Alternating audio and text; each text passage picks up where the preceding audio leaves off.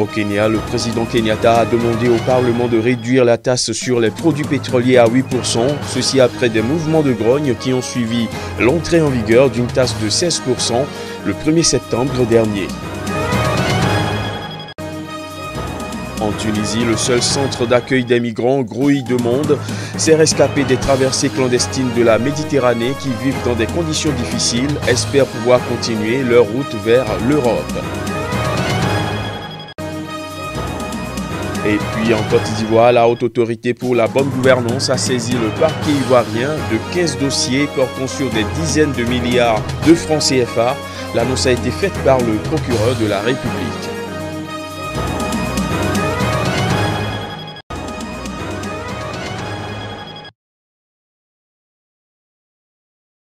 J'ai entendu et compris vos inquiétudes, a déclaré Uhuru Kenyatta. En proposant de maintenir la très controversée taxe sur les produits pétroliers, mais de la réduire de moitié à 8%, le chef de l'État pourrait soulager les Kenyans et satisfaire le Fonds monétaire international. En effet, cet impôt était sans cesse retardé depuis 2013, de quoi mécontenter l'institution financière selon certains experts. Uhuru Kenyatta a demandé à tous ceux qui avaient profité de cette taxe pour augmenter leur prix de réajuster leurs tarifs. Néanmoins, le chef de l'État a expliqué qu'une taxe à 8% ne permettait pas d'équilibrer le budget et qu'il y avait un trou financier à combler. Pour calmer la colère sociale, le président a donc proposé des mesures d'austérité dans toutes les branches du gouvernement. Ces réductions viseront les dépenses non essentielles comme les déplacements, les formations, les séminaires. Ces coupes demandent à ce que nous tous, dans le gouvernement, on se serre la ceinture, a prévu le chef de l'État. Il a également proposé d'augmenter les ressources des institutions chargées de lutter contre la corruption. Ce qui concerne la justice pour accélérer les procédures. Il a annoncé aussi une augmentation des subventions du bureau du procureur et d'autres agences chargées d'enquêter sur les crimes économiques.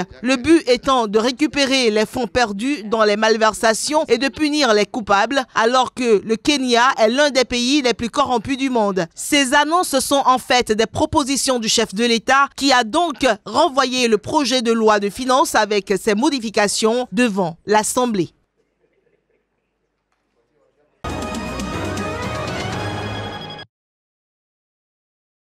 Difficiles conditions de vie pour les migrants rescapés des traversées clandestines de la Méditerranée, ici au centre d'accueil de Medellín en Tunisie. Géré par le Croissant Rouge, ce centre est complètement débordé avec 2 fois plus de migrants que de lits. Nous recevons toute personne de Libye ou d'ailleurs qui veut une protection ici. Aussi, dans les eaux territoriales, tout embarquement qui est en difficulté est sauvé et ramené vers ces centres d'accueil. Mais je ne crois pas que le gouvernement tunisien ou le peuple tunisien acceptera des gens qui viendront de l'Europe pour être mis ici en Tunisie. En effet, la Tunisie, à l'instar du Maroc et de l'Égypte, a rejeté l'idée de plateforme régionale de débarquement hors de l'UE lancée lors d'un Conseil européen fin juin. Le pays ne possède actuellement qu'un seul centre pour accueillir les étrangers arrivés clandestinement et c'est à contre-cœur qu'il a laissé débarquer fin juillet une quarantaine de migrants secourus par un navire commercial battant pavillon tunisien. Les conditions ne sont pas très favorables, mais merci la Tunisie de m'avoir accueilli sur leur terre.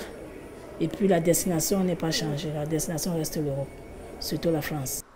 Dans ce centre, les migrants ont un délai de 60 jours pour décider de rentrer chez eux ou de rester, éventuellement en demandant l'asile. Un tiers environ, souvent épuisé par l'expérience libyenne, demande un retour volontaire.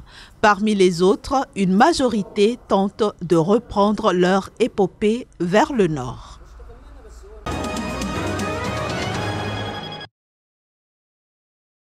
Il s'agit de plusieurs milliards de dizaines de milliards, a assuré le procureur de la République lors d'une conférence de presse, soulignant que les procédures visent un magistrat, des directeurs financiers, des élus, un administrateur civil, d'anciens directeurs généraux d'entreprises privées et publiques et de sages-femmes. Le magistrat a toutefois refusé de donner les noms des personnes ou des entreprises impliquées, soulignant qu'elles étaient protégées par le secret de l'instruction. Les faits reprochés aux personnes mises en cause s'articulent autour de la corruption, de l'abus de fonction, de détournement de deniers publics et privés, d'enrichissement illicite et de blanchiment de capitaux, a-t-il précisé. Début août, dans une affaire très médiatique, Noël Akossi Benjo, le maire du Plateau, le quartier administratif et des affaires d'Abidjan, avait été révoqué de ses fonctions par le gouvernement, accusé de graves déviations dans le maniement des fonds communaux, des faux en écriture publique et des détournements de fonds portant sur plusieurs millions d'euros, selon l'annonce du porte-parole du gouvernement, Sidi Touré. Le procureur a refusé de confirmer si Noël Akossi Benjo faisait partie des procédures. Celui-ci s'est affirmé victime d'une action politique alors que son parti a quitté la coalition au pouvoir. Le président Alassane Ouattara avait assuré que la lutte contre la corruption serait une des priorités de son mandat,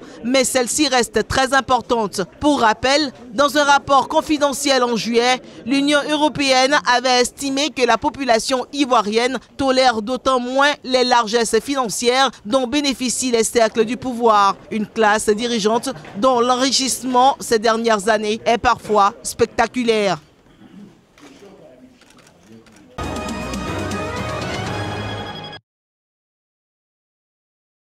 Pour de nombreux spécialistes, la maladie a encore un bel avenir sur le continent. En cause, la pauvreté et l'ignorance. Pour de nombreuses personnes atteintes du cancer du sein, le quotidien est un cauchemar. Son traitement onéreux coûte parfois l'ablation de l'un ou des deux seins. Avec votre caméra, avec vos téléphones portables, avec vos stylos, relayez l'information pour sauver des vies.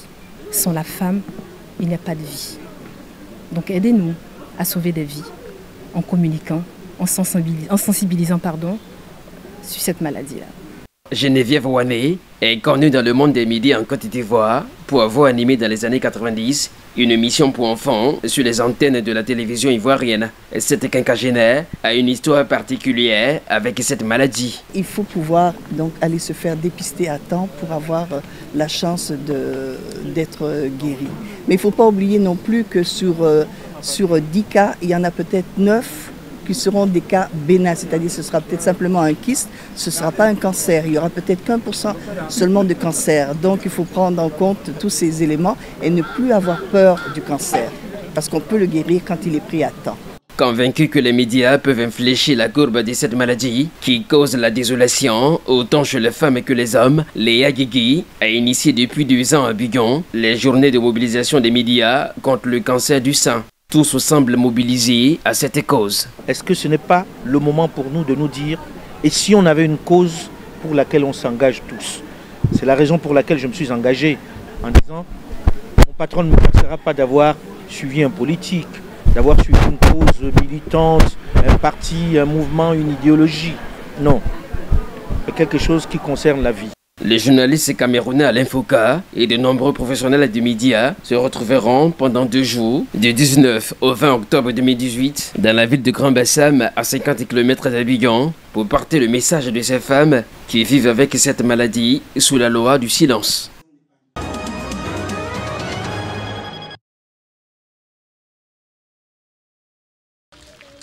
En août, 49 meurtres ont été enregistrés dans les 2 Kivu, un recul de 18% par rapport au mois de juillet selon le dernier baromètre du GIEC publié jeudi. Plus de la moitié des personnes tuées, 27, ont été recensées dans le territoire de Béni, par ailleurs en proie à une épidémie d'Ebola depuis le 1er août. Autour de la ville de Béni, en effet, les attaques du groupe rebelle ougandais, l'Alliance des forces démocratiques, se sont intensifiées malgré le développement de la maladie à virus Ebola, note le groupe d'études sur le Congo. Les observateurs révèlent également que les cas de vol à main armée par les FARC RDC ont augmenté en ville de Béni. Le baromètre souligne aussi l'action de l'armée régulière face aux groupes armés dans 2 autres territoires du Nord Kivu. Région de haut plateau et de lacs densément peuplés, les deux provinces du nord et du sud Kivu connaissent des troubles depuis la fin du génocide rwandais en 1994 et le renversement de l'ex-maréchal Mobutu en mai 1997.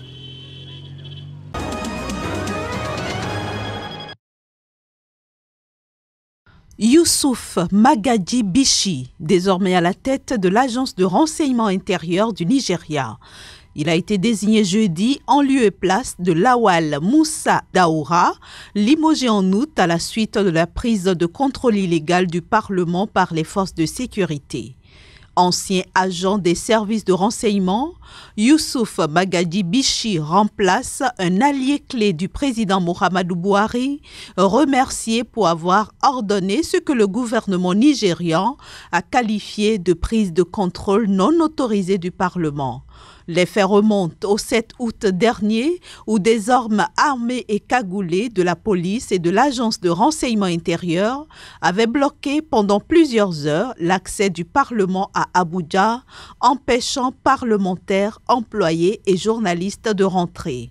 Le vice-président Yemi Osinbajo avait à l'époque qualifié cette action de violation grossière de l'ordre constitutionnel.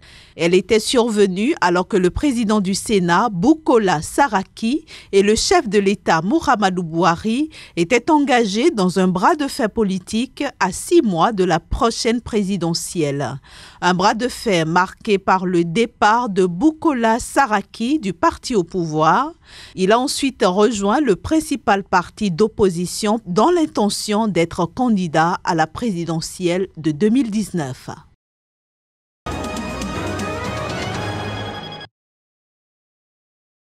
Par rapport aux 2 premières éditions, cette fois-ci, nous avons 5 parcours, donc nous avons eu 5 itinéraires différents.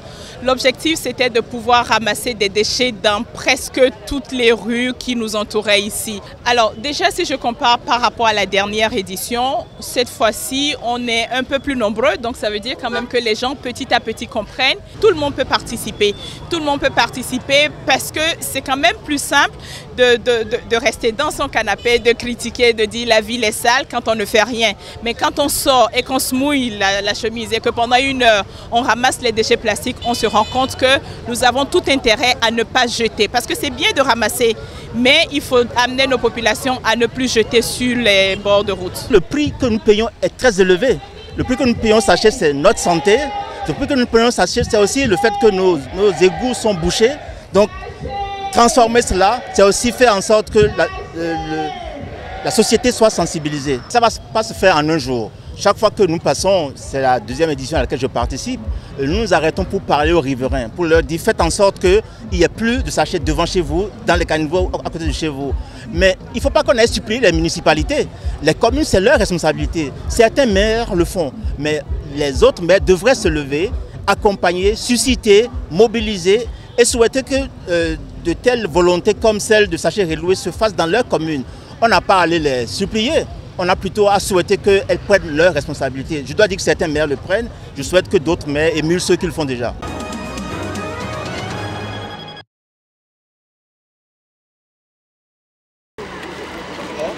Selon les statistiques de l'Organisation internationale pour les migrations, plus d'un 5e de migrants irréguliers venant en Europe arrivent par voie terrestre. L'augmentation des arrivées par voie terrestre coïncide avec une baisse des arrivées par voie maritime, alors que la route depuis la Libye est rendue de plus en plus difficile par l'augmentation des patrouilles des gardes-côtes libyens. Les seules frontières terrestres de l'Union européenne avec l'Afrique sont entourées de hautes clôtures qui sont régulièrement la cible d'assauts de migrants tentant d'entrer en Espagne. Quelques 114 500 migrants sont arrivés en Europe en passant par la Méditerranée depuis le début de l'année, contre près de 129 000 l'an dernier à la même période, selon l'Organisation internationale de migration.